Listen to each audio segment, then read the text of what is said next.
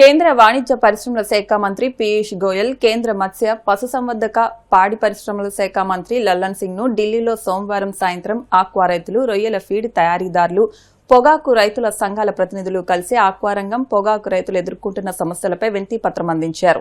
ఈ సందర్భంగా కేంద్ర మంత్రి పీయూష్ గోయల్ మాట్లాడుతూ, భారతీయ ఉత్పత్తులకు ప్రస్తుతం ప్రపంచవ్యాప్తంగా విస్తృతమైన మార్కెట్లు అందుబాటులోకి వచ్చాయని తెలిపారు. ముఖ్యంగా ఆక్వా ఉత్పత్తుల ఎగుమతుల ద్వారా విదేశీ మారక ద్రవ్యాన్ని ఆర్జించడంలో ఆంధ్రప్రదేశ్, ముఖ్యంగా పశ్చిమ గోదావరి జిల్లా కీలక పాత్ర పోషిస్తుందని ప్రశంసించారు. ఈ రంగాన్ని మరింత బలోపేతం చేసేందుకు కేంద్ర రాష్ట్ర ప్రభుత్వాలు సమన్వయంతో పనిచేస్తున్నాయని పేర్కొన్నారు. అనంతరం ఆక్వా, రొయ్యల ఫీడ్ తయారీదారుల సంఘాల ప్రతినిధులు, పొగాకు రైతులు తమ సమస్యలను వివరించారు.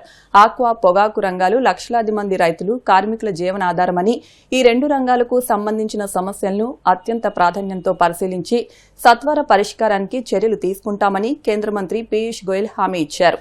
ఈ కార్యక్రమంలో కేంద్ర పౌర విమానయాన శాఖ మంత్రి రామ్మోహన్ నాయుడు, కేంద్ర ఉక్కు, భారీ పరిశ్రమల శాఖ సహాయ మంత్రి భూపతిరాజు శ్రీనివాస్ వర్మ, ఆంధ్రప్రదేశ్ రాష్ట్ర మంత్రులు Kinjarapu Atchannaidu, Gottipati Ravikumar, AP deputy speaker Raghuram Krishnamraju, ఎంపీలు దగ్గుబాటి పురంధేశ్వరి, పాకా వెంకట సత్యనారాయణ, బీద మస్తాన్రావు తదితరులు పాల్గొన్నారు.